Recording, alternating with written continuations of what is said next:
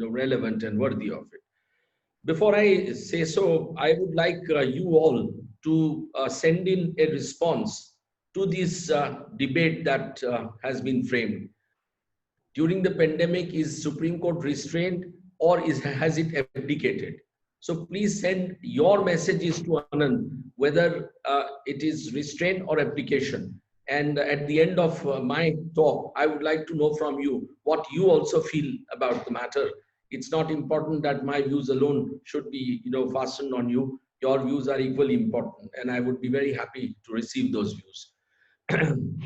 uh, the issue is a very, I would say, a burning issue because since first week of March, Supreme Court has virtually shut its doors, and from today, Supreme Court is going on 2 weeks holidays.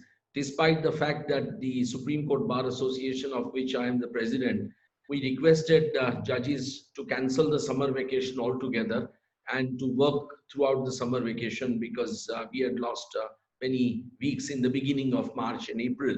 Nobody had thought that the situation will continue to this extent. The video hearings which are taking place in Supreme Court are far from satisfactory, and that itself will tell you as to why Supreme Court why to my mind Supreme Court has therefore really not been able to provide the relief that it should have done in this extraordinary times. You all know the Constitution. I did not debate the constitutional provisions with you. But there is one thing which I would like you to closely examine, and that's this, that Article 13(2) very expressly says that any executive order or any executive notification, any law made by the executive which is contrary to the fundamental rights is void ab initio. Now, this is very important. Very few people have realized the import of Article 13(2). Now, therefore, the question is whether the decisions that the government has been taking during the pandemic, are they constitutionally valid or not? And this is something which should have been examined, by the court consistently or virtually on a daily basis, because by now the government of India under the Disaster Management Act has issued something like 4,000 plus various orders. And this is a matter which is extremely troublesome to my mind. Be that as it may, let's begin the fundamentals of the answer. The Constitution, as you know, is based on the theory of separation of power, although it doesn't strictly follow Montesquieu, but the broad principles of separation of powers have been adopted by Dr. Ambedkar and his colleagues, who worked tirelessly to produce one of the greatest documents, in the Constituent Assembly. Now, Ambedkar very beautifully puts it, and I would strongly recommend that you must read the Constituent Assembly debates just out of curiosity and interest, as and when you find time. They are in, almost 15, 20 volumes, but these debates are extraordinary. And you can pick up the volumes on various provisions and, read those debates. But the opening debate of the Constituent Assembly, the chairman, the president, suddenly invited Dr. Ambedkar to give an introductory speech on the constitution paper, which was presented by Pandit Jawaharlal Nehru and his team. And Dr. Ambedkar expressed his surprise at being called suddenly, and he said, "I'm not ready, in fact, to respond to this today because I thought my turn will come a day or two later. In any case, I must speak up now that the president has asked me." And he said something very interesting. He said that the document which Pandit Nehru and his team has prepared is a document which is not, worthy of serious consideration, because he says it speaks about various, kind of fine situations, talks about various kinds of rights, but doesn't give any remedy. And if the rights are not coupled with remedy, then what are those rights worth? And of course, this is how we criticize, because, when that draft came, both Article 226 and Article 32 were missing. So the drafting committee, which was headed by Dr. Ambedkar, very carefully went into it and, put up these two articles. And 32, in fact, virtually makes it mandatory for the Supreme Court to intervene when fundamental rights of citizens are violated. This is something very important for us to remember. And Dr. Ambedkar, at the end of the Constituent Assembly debate, did say that if I had to put my finger on one article which is the soul of the Constitution of India, it is Article 32 of the Constitution. Now that is something which you will understand is very relevant for today's debate. Two things. Now, when they created the three organs of the state, the executive, the legislature, that's the parliament, and the judiciary, Dr. Ambedkar repeatedly said, and particularly at various times, including in his closing debate, that Constitution is a fundamental document which not only creates these organs, but also puts limitations on their powers. Now, this is something very important. He said, and he expressed this anxiety or this warning, that if any one of these organs were to exceed its powers, then it would result in tyranny in India. So he was very clear. He knew that no particular organ of the state should become so powerful that it really becomes dominant. Otherwise, it will result in tyranny, meaning thereby that each organ must keep a check on the other. The judiciary has been created specifically under the Constitution to keep a check on the legislature, the parliament, so that the parliament does not enact the laws which are unconstitutional. And over the executive, that the executive action is always within the limits of the Constitution. And that citizens' rights, the constitutional rights, the legal rights are not violated by the executive. Now, this is something which is very important, that Ambedkar wanted this exercise by the judiciary to really checkmate the executive. Today, what we find is that the executive has become extremely dominant, and judiciary has virtually failed to ask any question to this executive as to why you are doing what you are doing. Nobody says that judiciary should intervene in such a manner that the executive's exercise of its powers or its functioning is controlled on day-to-day basis, or that such functioning is stymied by judicial elections. But judicial review of administrative action is now something which is absolutely essential in a democracy.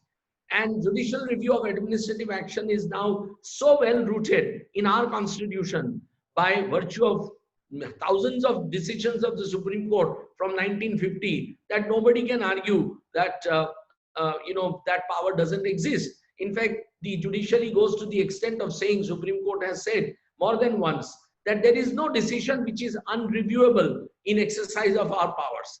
And they've also said that nobody, be you however so high, law is above you, meaning thereby that you can't, just because you are holding a particular position, you can't say that I am above the law. And the judiciary is the ultimate interpreter of that, whether somebody is acting beyond law or above law. And judiciary alone can checkmate or control that situation, declares executive actions to be unconstitutional, and remind executive that you are doing something which is unconstitutional. No other body can do that. Now, if judiciary were not to do this very fundamental duty, then what would you call it? Would you not call it abdication? To my mind, what has happened since 24th of March 2020 in the judicial world clearly discloses, or rather establishes, complete abdication of its functions, of its duties by the judiciary. And I'm quite conscious that some of the high courts did take some measures, etc., and tried to intervene. But I would say those are all what would I call it? That's kind of a lip service, or these are these are not sufficient way of checkmating the executive arbitrariness. Now, how does this happen? This happens because on 24th, that's 23rd night, evening, the Prime Minister declared a 4 hours lockdown. Now, you can't, in a country where Hundreds of millions of people are daily wagers. It is well nigh impossible for anybody to have ignored that. You cannot, I mean, if you are the prime minister, put yourself in the position of a prime minister, for example, each of you will realize that you are aware that there are millions and millions of migrant workers in our cities. Whether they are working in factories, they are working in services, in restaurants, or outsourcing businesses, or whether they are working in domestic homes, or whether they are self-employed, the carpenters, the drivers, and all kinds of person. I mean, it's something basic which every one of us knows. So when you are sitting as prime minister, you are supposed to know that you cannot just declare a lockdown by giving 4 hours notice. Now, this is something where the arbitrariness was writ large in the declaration by the prime minister. It was an irrational decision, and it was a decision which was likely to have caused immense damage to the lives of billion plus Indians in one form or the other. Nobody says that fight against COVID-19 should not take place. Of course it must take place. Nobody says that the preventive measures should not be taken. Of course they have to be taken. And but the prime minister himself, for example, I think it was on 20th of March, had given call for Janata curfew on 22nd, and he had therefore given 48 hours of notice. And you remember the whole country stood and bajao thalis and did something or the other, which was quite quite hilarious. But he could give. Now, if he could on that day give 48 hours notice, then why was such a short notice given? Now, what happened as a result of this? It's not just the movement of people which is restricted, because coupled with this declaration, almost every state and every city and every police thana imposed 144. Now, once 144 is imposed, what happens? People just find it difficult to travel. And our police, how even a genuine traveler would be harassed by them. So it becomes extremely difficult for people to travel. So this was the first problem of movement. Constitution guarantees free movement, as we all know. Now, every state on its border also imposed movement restrictions and would not allow somebody to come in from other state. Even if I belong to a particular state, I could not travel back to my state because on the border, there were complete lockdown. Now, this was again violative of constitutional freedom under 19(1)(a). Now, this is something which should have been very, I would say, should have been envisioned by the government. The prime minister's advisors should have advised him. Now, what happened was that while this was done, the railways had already virtually stopped running a week prior thereto, on the premise that we are not having sufficient passenger load. Now, imagine in a country like India, loss by railways is a ground to shut down the railways. I mean, railway runs for the people. So even if the trains are empty, you can't say that you will not be running the train. But the trains were deliberately shut down a week before because government wanted people not to travel. Bus services were off. Now these people, hundreds of millions of migrant workers, or even those who wanted to go back to their homes, are people who come from a strata of society who would find it well nigh impossible to take any other means. Now look at the arbitrariness of the situation. That till 23rd of March, Parliament functioned, and till that day, the Indian Airlines and other airlines were functioning. The morning Parliament was closed, prorogued or adjourned, all the MPs were able to reach back their homes by taking flights. Now you have a situation where hundreds of millions of people are unable to travel, and you are allowing these people to fly off just like that. So this is one thing which is troublesome. The other, of course, that as a result, people have lost their livelihood since 24th of March. And we are talking about hundreds and hundreds of millions of people. I mean, the estimates are now varying, but it would be anywhere between 14 crores to 34 crores. Now imagine if 14 to 34 crore people have lost their livelihood in each family, there'll be at least 4 to 5 people. So how many people are today suffering because of this, because of their livelihood has been taken away. Now, therefore, what I am trying to impress is that the decision by the government on 23rd or 24th to bring lockdown was completely arbitrary in India's perspective, in the context of India's circumstances. Now, this is where Supreme Court needed to step in.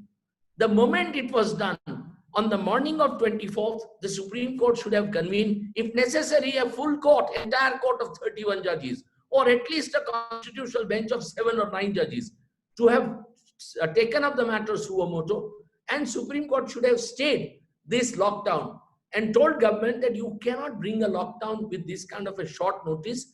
Yes, we will allow you a lockdown, but for a week, we are staying this lockdown. In the meanwhile, you please arrange the trains and bus services so that people can go away. And also ensure that people who are going away in their villages will get some amount of financial relief and some amount of food and ration. Now, mind you, I would like you to see provisions of the Disaster Management Act of 2005. Section 12 expressly provides for giving financial relief to these people who are affected by a disaster. And there can't be a worse disaster than this. So, and Section 7, in fact, obliges the government to consult the experts. Now, government never consulted the experts before this fateful decision was taken. The judges therefore had to ask the government that on what basis have you taken this decision? And have you taken this decision in consultation with the experts? Now, these are the questions that judges had to ask on 24th. And this would not mean that the judiciary was coming in the way of government discharging its duties. No, it would only mean that the judiciary, the Supreme Court, was coming to the aid of hundreds of millions of Indians whose fundamental rights were being crushed at that very moment. It was therefore a bounden duty on the part of the Supreme Court to have intervened instantly. If this had happened 1 week later, if the lockdown was brought about, we could have helped these hundreds of millions of people. We have all seen the scenes on television, and I am sure it has hurt each one of us to see that our fellow brothers and sisters, the Indians, and their children being treated in this inhuman manner. It's unacceptable. We are a democracy. We are not a dictatorship. In a democracy, respect for individuals' dignity. You see, right to life under 21 is not just life per se. It also means dignity of life. You cannot take away the dignity of people in this fashion that you did, where you force them to walk or cycle hundreds and hundreds of kilometers. So this is something where judiciary, to my mind, committed a very serious error. Now, secondly, for example, judiciary had a duty to see that the Disaster Management Act provides for preparation of a national plan under Section 11. And that plan has to be, in consultation with the experts. And that plan has to provide for the relief measures which are provided in subsection 2 of Section 11. Now, one of the things is creation of the National Disaster Relief Fund, and to ensure that all contributions which are received by government are put into the National Disaster Relief Fund and are made available for meeting the disaster and helping the people, including giving them financial relief or other reliefs. And one of the reliefs is to ensure that their means of livelihood are restored. That's also part of their duty under that act. Now, unfortunately, the government had never prepared the national plan. It did not have, between January, when the world came to know about the pandemic, because China declared it officially, I think on 10th of January, informed the world about the pandemic. We did not have a national plan to fight COVID-19 under the Disaster Management Act. Even till today, we do not have a plan. Now, you can imagine the seriousness of the situation, that government, which is under an obligation imposed by Parliament to prepare the plan to combat this kind of a disaster, does not even have a well thought out plan to manage COVID-19. Now, I mean, what is government therefore doing since last 3 months? It is functioning on ad hoc basis. Now, this ad hocism is not helping people. It's not helping the country. People are suffering. If you had a very well thought out plan by consulting experts from every walk of life. Because see, there is no doubt that India has a huge talent, and we have people of outstanding excellence. I mean, who can advise the government. They necessarily need not be in government. Government doesn't have to follow only on the bureaucrats. It could have taken advice from all these people and prepared a very robust plan to make a very effective fight, not only to prevent COVID-19 spread, but to take ameliorative measures on account of the effect of this COVID-19 on the citizens. Now, both are singularly missing. This is where Supreme Court had to step in again after 24th of March and ask the government that where is your plan and what are you doing? What has Supreme Court done ultimately? Because of the criticism by many of us, open criticism of its failure and of its abdication, Supreme Court has taken up the matter suo motu. And I can assure you that those proceedings before the Supreme Court are far from satisfactory. The orders that the Supreme Court has passed are, with greatest respects to the Supreme Court, frankly, toothless orders. And those orders are not going to help these hundreds of millions of people who are suffering. Virtually 1/2 of India's population is today suffering, which is what, about 65 crores of people, 70 crores of people. Now, this, therefore, I would say that it is tokenism which has been adopted by the Supreme Court. This is not how Supreme Court should have done. I can assure you, if it was Supreme Court of the 70s, where judges like Krishna Iyer, Chinnappa Reddy, Bhagwati, D.A. Desai, M.P. Thakkar, all these judges were there, they would have taken up the matter in an extremely different perspective.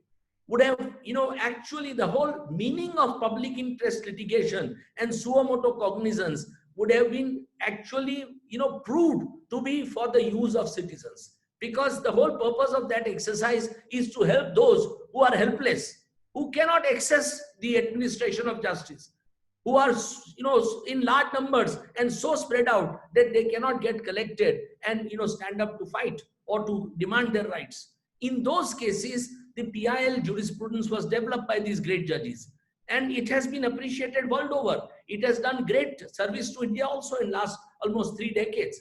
But this time, the Supreme Court remained very silent. And this is where, you have to understand that ultimately, take for example, demonetization. Demonetization was again an extremely controversial decision that the government had taken, the Prime Minister took. And now most experts, including the best economists of India and world, have said that it was not a successful exercise. It not only failed to bring out any black money, but it has caused immense damage to the economic system, which damage was being felt till 2020 when COVID-19 has struck us. Now, the demonetization was challenged instantly in the Supreme Court.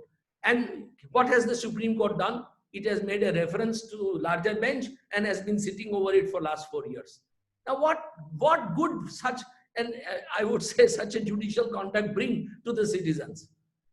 The reason is that if the Supreme Court were to strike in such rash actions, arbitrary actions, the government would know that there is a watchdog, there is somebody who's watching our actions, and not somebody who's merely standing aside and applauding. I mean, judges after judges have called Prime Minister their hero.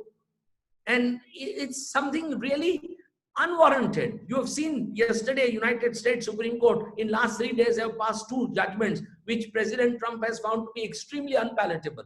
And he has in fact put a question on Twitter, whether the judges are actually against me or not. But that's how the democracy should be. That's how the democracy should be. Look at, with one death of Floyd, the entire United States is standing on its feet in every city, in every street of them. What has happened to us? People again and again die. Take, for example, recently in the Delhi riots. What did we do? I mean, nothing. We are just not able to stand up even when people die, innocent people die because of, riots engineered by political parties or because of the failure of the police to protect them. Now, is this the kind of a democracy that our forefathers fought for? Remember their sacrifices.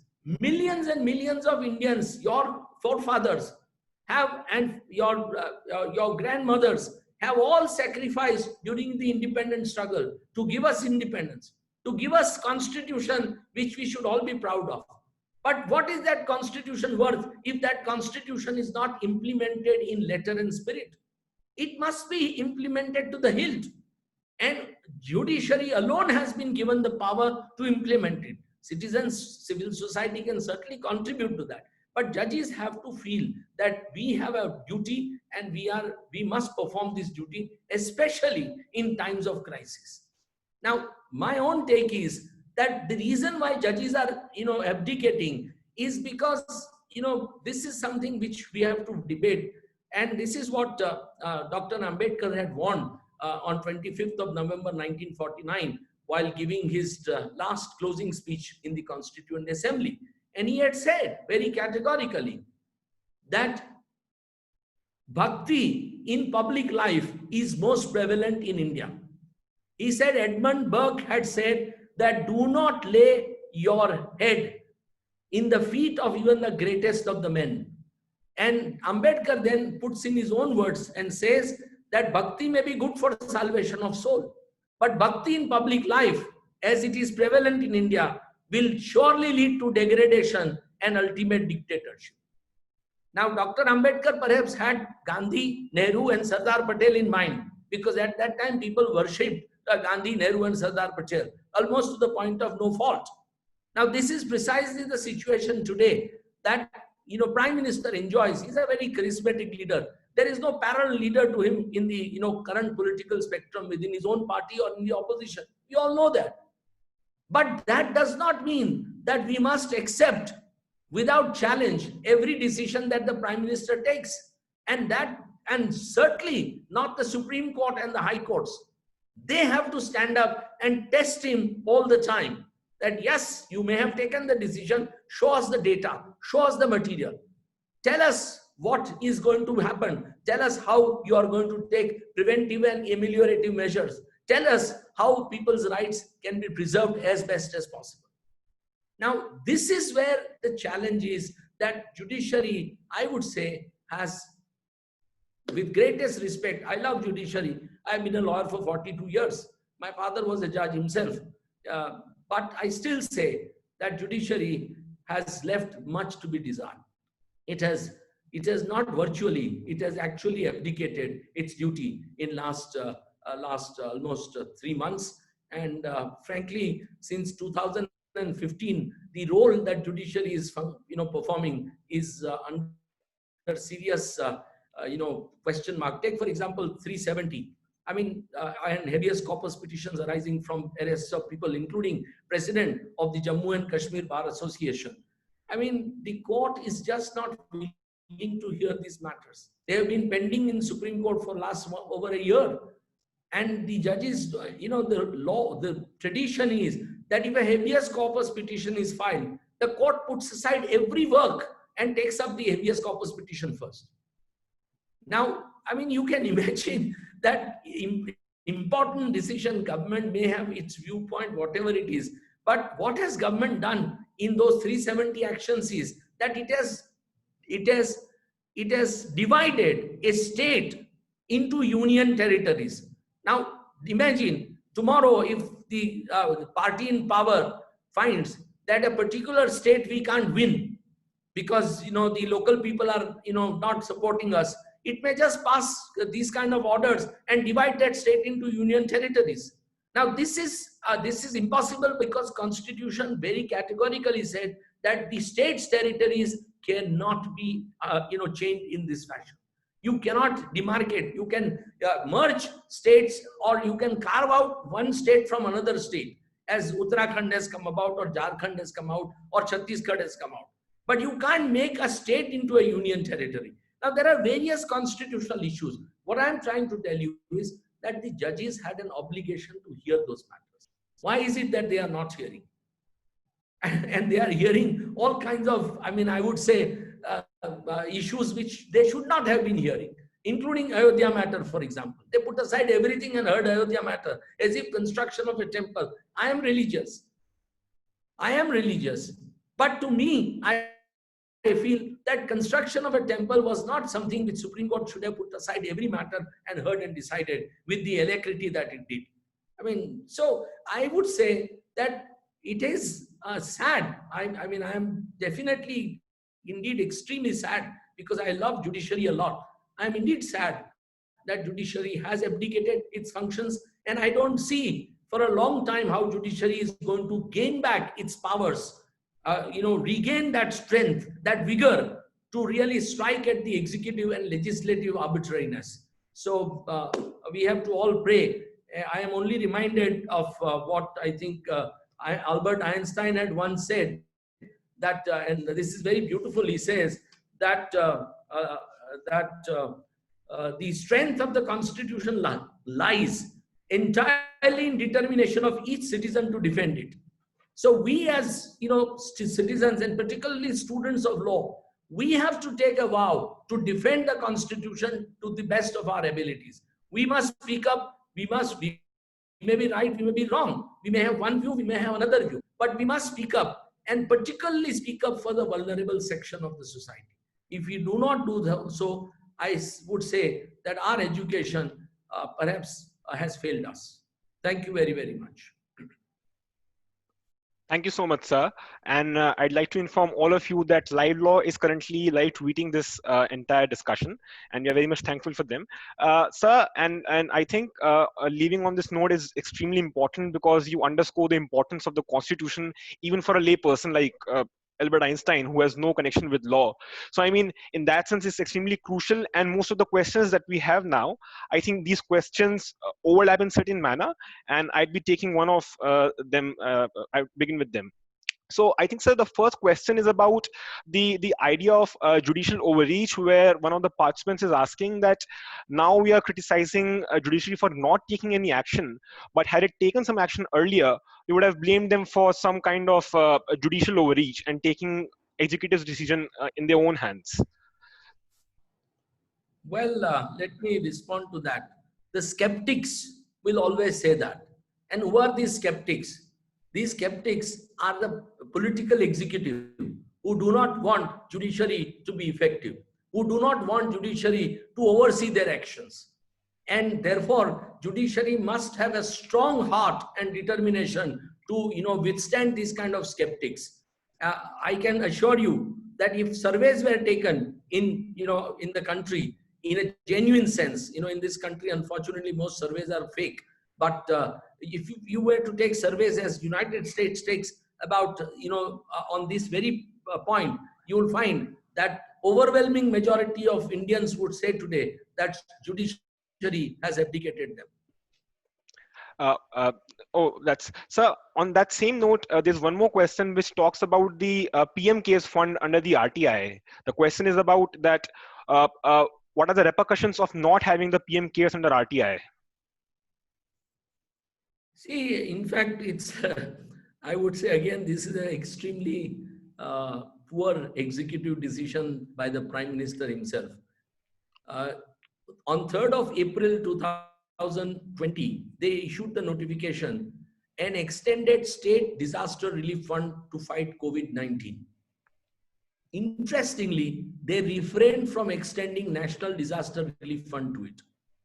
And this was by design, because by virtue of Section 46(2) of the Disaster Management Act, if NDRF was pressed into service, all grants which come from individuals and institutions will necessarily have to be credited into NDRF fund if it was to fight. Now, to avoid that, they didn't do it. Interesting. 2 or 3 weeks later, they issued another notification. It was almost a month later, to fight locust menace in Rajasthan and other states. And in that, they pressed both NDRF and SDRF. So they think that fighting locust is more serious than fighting COVID-19. I mean, it's really laughable. And therefore, what they have gone ahead and done it, that they have created this PM Care Fund, which they claim to be a public charitable trust. But by all accounts, it is nothing but a public authority.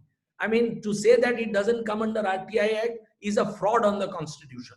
And Prashant Bhushan as organization has filed a writ petition before the Supreme Court. I appeared only day before yesterday, and the Supreme Court has been kind enough to issue notice on it, which where we have seriously questioned this PM Care Fund, and we are saying that it should be treated to be a public authority. And frankly, we have said that it should be merged with NDRF so that all these thousands and thousands of crores.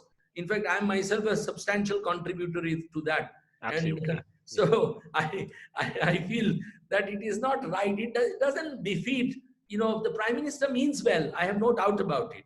He means well, but he's not well advised. He's not. I think his advisors are misguiding him, and as a result, these kind of decisions are taken, which I would say are frankly avoidable and very unfortunate. All right. So on that note, there's a concern about the incongruence between states and the central government, that they are implementing different decisions at different times. On that note, there's a question which deals with what is the role of the local district magistrate and the additional district magistrates as compared to the central politicians. I mean, is there any way through which we can bring them to task so that they are more accountable and are implementing the duties they are tasked with? See, it's a very pertinent question, and this is where I told you that absence of a national plan creates this ad hocism. The act is a beautiful piece of legislation, and I would recommend all of you read it, because we are going through this pandemic right now, and I can assure you this pandemic is going to remain here for several months, and it's going to cause much more damage than what it has already done. I mean, unfortunately, and the country is not prepared at all. Now, under that act, the national plan is now created, and national plan provides for all kinds of eventualities. Okay, it is an all comprehensive plan to manage the disaster. States have power to frame the state plan, but that state plan has to be in tune with the national plan. Yeah. And local authorities have power to frame local plan, and that has to be also in tune with the national plan and the state plan. Now, therefore, if national plan was created, was published in consultation with best of the experts, we would have had a proper guidance in the direction of fighting this COVID-19. Now, what is happening today is that because of absence of that plan, it would have been like an umbrella. Now, under that umbrella, everybody would have worked. In absence of that, everybody is completely at a loss. I'm not blaming the local and the state authorities, because in preparing national plan, the government of India has to also consult the states, and circulate that plan first, and get the viewpoint. You are seeing today, for example, Honorable Prime Minister, when he declares the lockdown in 4 hours notice, he does it unilaterally himself, like an emperor. Now, when he wants to extend it, and when he is realizing that situation is getting out of control, he is convening this meeting of chief ministers on television, and we all see all those honorable chief ministers sitting with him and discussing. Now, that itself shows that his original decision was a wrong decision, unilateral decision. Now, therefore, the short answer is that national plan alone can really be a way forward to fight this menace. Otherwise, to my mind, I mean, absence of a national plan from January till today has caused unimaginable havoc to the country, to the lives of people, to their health, to their to their financial health, to their livelihood, and to their psychological health. Absolutely. It has caused damage which cannot be even calculated, mind you. I mean, it's all right. Many of us are fortunate and we live in these glass houses. But the people at large, the poor people, the farmers, the middle class, the upper middle class, the kind of suffering that they are going through is unbelievable. And unfortunately, what one really feels bad is that neither the Prime Minister nor any minister seems to be feeling the pain that these people are suffering. You see them talking all kinds of things, irrelevant things on television, and taking all kinds of irrelevant, this thing. Yesterday, Honorable Minister said, now that we are fighting with China, Chinese restaurants should be attacked and closed down. I mean, what kind of a country we are making ourselves into? So it's the answer is national plan, and national plan. In fact, sir, there's a report, very recent report, which says that the number of domestic violence cases have gone up during the lockdown period, and that's a very serious concern and alarms us to a great extent. But, sir, on a different note, there's a question that I'd like to address. Given that you've written extensively on judicial accountability, there's a question which says that what is the role of those lawyers who are very proactive in the normal lives, but when it comes to situations which you need to be critical of the government, you cease to operate, or you are absolutely you're prostrating in that sense. So I mean, what is the role of these kind of senior lawyers, civil society people? It's a very difficult question to answer, but I must tell you one thing in my own way. I do compliment the Honorable Prime Minister in one thing, that he has taken away from citizens of India power of reasoning and their courage. And this is really what is hurting the society at large today. I can tell you in my profession, and there are outstanding lawyers. I mean, I need not give the names. There are outstanding lawyers in every part of India, hugely successful. Financially, they are, they are, so successful that, one can't even imagine. And it is hardly minuscule 0.1% of lawyers who are able to stand up today and demand accountability from the government or the judiciary. And I don't understand why they are, shy, why they are restrained. uh, I think they have abdicated their duty because citizens have fundamental duties by virtue of the directive principles, and part of the fundamental duty is that you must ensure that your constitution is respected and followed, and we must therefore speak up. But I don't know where this courage has disappeared. I mean, that's why I always say that, people like Prashant Bhushan, Brinda Grover, Kamini Jaiswal, and, many other people who are, fighting this war against judicial tyranny and executive tyranny, they should be honored. And you will be sad to know that when a very good person was Chief Justice of India, I, in fact, suggested to him that you should invite these people and designate them as senior advocates because of their outstanding contribution to the country. And he didn't. Now, I mean, and what kind of designations are taking place in our profession. So, I mean, I think somewhere India is really, I don't know whether we will ever get back that courage that, our millions and millions of Indians showed in the freedom struggle. And they were fighting a foreign regime which had no respect for law. The atrocities committed by the Britishers were extremely serious. And but they stood up and gave us the freedom. Today, to give us this constitutional freedom, as I call it, I don't know. I am pessimistic. Sir, talking of independence, talking of courage, and I mean one-manship of the prime ministers and the ruling governments, there's a very I mean, given we are in month of June and we approach closer to 25th June, there'll be columns in the newspapers talking about the emergency and the kind of rain that was. That takes me to my next question about how do you see what is the role of the judges and the judiciary when people say that the judges have given up their duty, and it's similar to something what happened during the Indira regime, during the Indira Gandhi emergency, where judges gave up their responsibility, judges were being superseded, Justice Khanna had to resign in protest. So I mean, in that kind of setting, do you find any comparison between what happened then and something happening now? Answer is in a very beautiful statement by Ambedkar. You have to read Ambedkar again and again. He says that, again, this is at the end of the Constituent Assembly debate. I think it was on 25th November only said this. He said, I am being asked again and again whether India will lose democracy again. And his answer is brilliant. He says it may. If there is a landslide, India may lose democracy in fact, but may retain it in form. Now, landslide he meant was political landslide, a parliamentary election as Mrs. Gandhi had, or as now Mr. Modi has. Rajiv Gandhi had it, but he didn't abuse it, but he squandered it. He squandered it. So, yes, this is a big problem. We have in fact, today, the fact that every constitutional body has allowed itself to be silenced.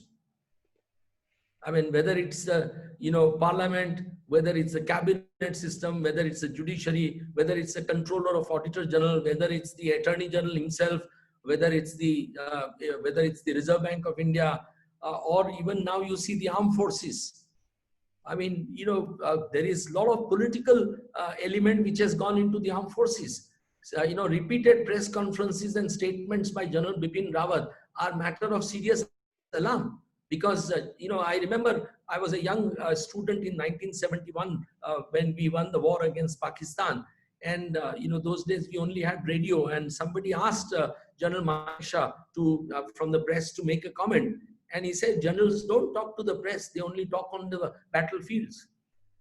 Now, we have today a situation where every authority that matters, every authority that counts, every authority that should stand up is not willing to stand up. And look at this. I'll give you two interesting examples. Trump, during the Iran crisis in the earlier part of this year, in January, made an extremely foolish statement and said that my Air Force will go and strike at all cultural sites in Iran. Now, Iran has a history like India of several thousand years, and those cultural preservation is absolutely, it's a heritage, world heritage. Okay, it's Yes. the general in charge issued a statement and said, if such an order was issued, we will not obey it. Now 2 weeks ago, the general who walked, chief of army staff, who walked with President Trump to the church, a day after Floyd's death, and it became a little funny. He has publicly expressed apology for having walked. Now, this is the level. I remember the Assistant Attorney General of United States when Trump came into power, a lady, brilliant. And she was asked to, follow a particular order that President Trump had issued, whereby President Trump wanted certain citizens of certain Islamic countries not to enter United States of America. And she said, no. She said, I'm not bound by the president, I'm bound by the Constitution. And she threw away her papers and resigned. Now, that is the level that people have, in the United States. We have, I'll tell you two, more sad stories than this. For example, 1984 riots, we slaughtered thousands of men, women, and children, 6. 2002 riots, we slaughtered thousands of men, women, and children, the Muslims.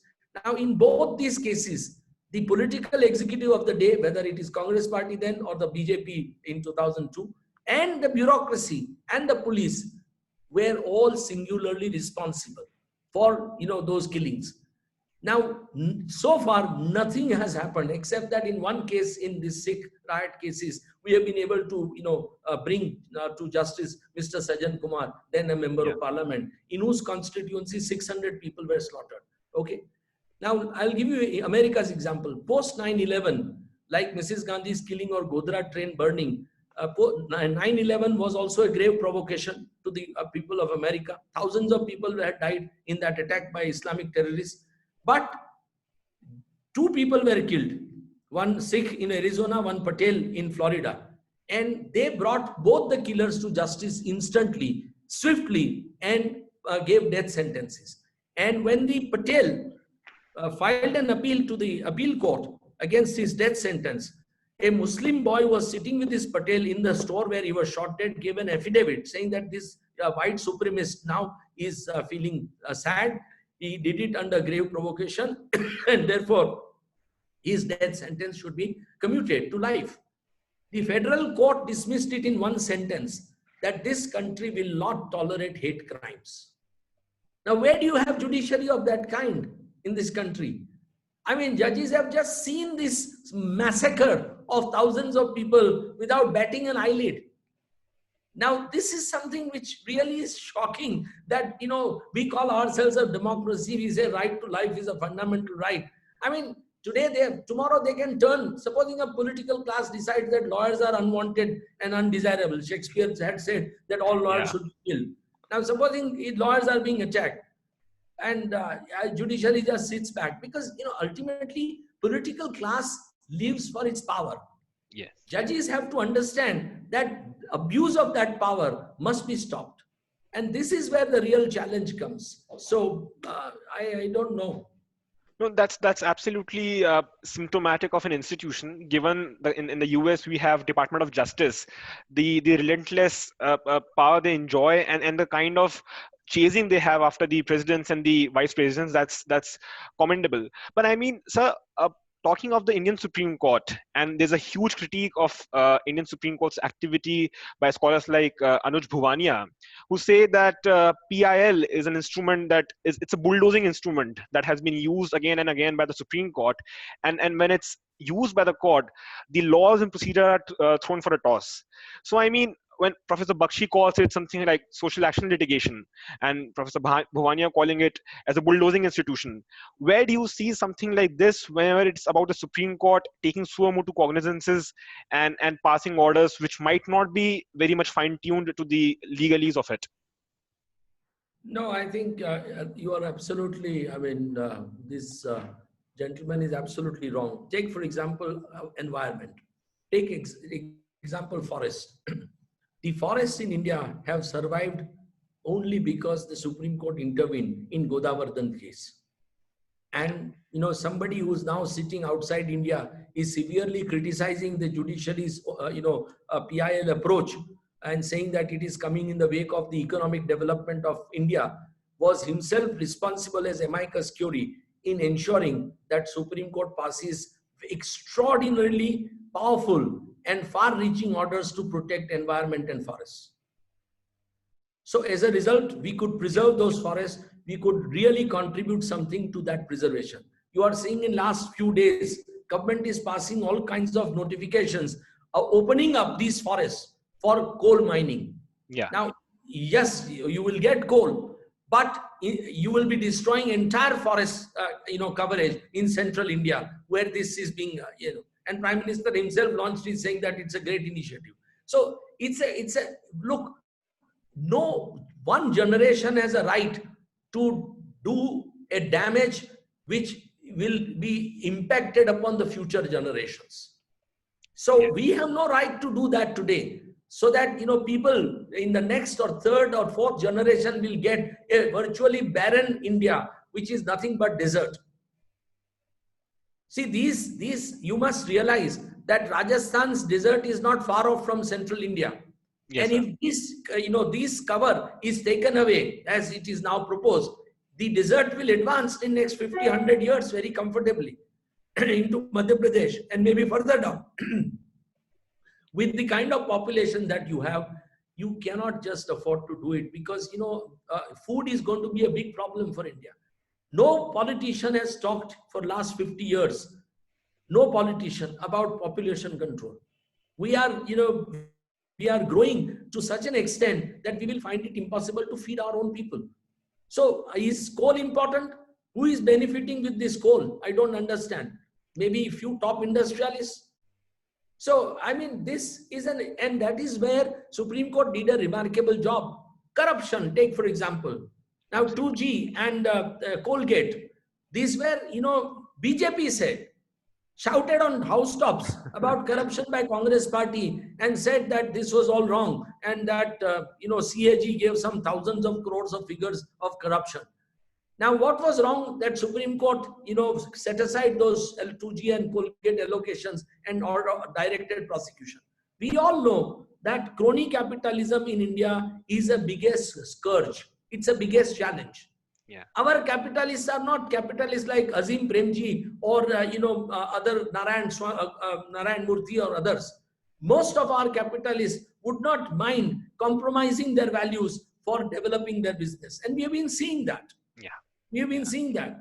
Now, with this kind of crony capitalism, where they function with the politicians and bureaucrats, and function for you scratch my back, I scratch your back. Now, that kind of crony capitalism, if Supreme Court doesn't stop in a PIL, what is to be done? You and I can't stand up and stop them. They are too powerful. So Absolutely. I think the role of the Supreme Court as the protector of the Constitution and the laws is paramount. And I don't think we should ever really criticize the Supreme Court for even if sometimes it overreaches, that overreach is a welcome. It would, rather than have Supreme Court sit silently as it has for last 3.5 months, I would much rather have an extraordinarily proactive Supreme Court to come to the aid of citizens.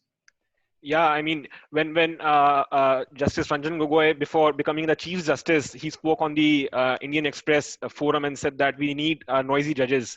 This just after he addressed the press conference. So I mean, yeah, I mean, what you say is absolutely relevant. And on that note, I think I have a question about the what is the value on which do we take the statements and facts produced by the officers of the central government? Has the court completely, and I mean in judicial decisions like M. Nagaraj, and the court has been saying that we need to defer to the findings of the state. What is the limit of that deference? Do we treat that on a case to case basis, or is that something more general and an institutional question to answer? No, I think, in an adversarial system of litigation, the government is also a mere litigant, like I would be. And the court has a duty to go into the veracity of the statements which are made on affidavits by every party. Therefore, merely because government says that we have taken this policy decision in public interest doesn't mean that court must accept it as gospel truth. The court is expected, required, and I would say bound to challenge the veracity of that statement. Government must back it up with some cogent material, some relevant evidence. It can't be mere ipsy dixie of the government. Yeah. Today, worst trend, you spoke of Chief Justice Gogoi, the worst trend which has started and which Chief Justice Gogoi started, unfortunately, because he was seriously compromised on account of that sexual harassment charge, is merely accepting statements and seal cover kind of Jurisprudence. material from the Yeah. government. I mean, that makes mockery of judicial system. If you are to accept, take for example Rafael case, CBI director's case. I mean, this government removed the CBI director at 2 o'clock in the night, one of Yeah. the finest officers, an upright officer, and Supreme Court just stood there. Rafael, I mean, look at the way the government has handled it. I mean, I would say it's a decision which is completely unwarranted. And by no canon of law, that decision can be justified. You have a contract worth billions and billions of dollars, which is untested. And whom did you give it to? Mr. Anil Ambani as a partner, who has now been proved to be a bankrupt man. And Supreme Court said that, oh, everything is all right. Now, Chief Justice Gogoi merely accepted these sealed cover versions of the government, completely contrary to judicial requirement and judicial propriety. So I think the government statements, even on affidavits, must be statements which can really be supported by material and not mere statements. I don't think court should ever accept it. Court must test the government constantly. Sir, if you have some more time, there are a couple of more questions that I'd like to address. Yeah. So, sir, I mean, on that note, talking about the seal cover jurisprudence and what all we saw in the Anil Ambani case, where we saw the court clerks and court masters being compromised in terms of the order that they wrote, and they were fired from the court, and these kind of actions that they took place. Now, today itself, we see that a lawyer was cited in the Supreme Court for when he said that the registry is compromised, that petitions involving similar issues are listed overnight, but another issue which does not have senior counsels or the petition is not enough of high repute. In such cases, the matters are deferred endlessly. So, I mean, what is the response, or what should the Supreme Court investigate into issues like these, or it's purely a matter of administrative comfort? You are referring to statement by Mr. Yatin Oza? So I don't know. It was reported very recently on Live Law, where they said that one of the counsels, Justice Nazir and Nazir's court, Justice Mishra and Justice Nazir today. Oh, I'm not aware. But I would say that I don't think one should make a generalized statement about it. Supreme Court is trying hard, I must say, to list the matters.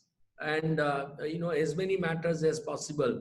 Yes, unfortunately, because of COVID-19 and very poor handling by the registry and complete absence of communication between the judges and the bar, I must say with great regret that Chief Justice has not even thought it fit to consult the bar since March 23rd about how to go about. As a result of that, there is a virtual breakdown of communication, and registry's functioning is far from satisfactory. Although I must give credit to the Secretary General, who is really is accessible and is willing to take corrective measures as soon as it is pointed out to him. But even then, things are difficult for. I really wish the Chief Justice had talked to the bar, and we could have arrived at some kind of a joint mechanism to resolve this problem. Listing has been an issue for a long time. It's not just listing of this, in this time. Even earlier listing is a problem. Some advocates on record are able to get listing faster than others. That happens. I mean, maybe they are more efficient than others, whatever it may be. And sometimes in vacations, listings have caused heartburning because some powerful rich people get their matters listed in vacations and get even judgments. I have myself written about that last year when Adani was given two judgments in its favor in a span of 2 days in vacation by the Supreme Court. So that happens, but I would say those are exceptions. By and large, Supreme Court is doing a good job, trying hard. It would have been much better had it worked, perhaps in combination with the representatives of the bar. So that to that extent, yes, there is a disappointment. So in your column about where you discuss the ML Sharma's petition in the Rafael case, and there you say in Indian Express you say that similar matters which involved more or less similar weightage, they were dismissed by the court, but in the ML Sharma's case the court said that be it listed before an appropriate bench. I mean, what directs the court's discretion in matters of great public demand where the crisis is huge enough, but the court might not see it fit for before dismissing these kind of matters? No, unfortunately, I don't want to name anybody, but I must say one thing that now over the years, uh, uh,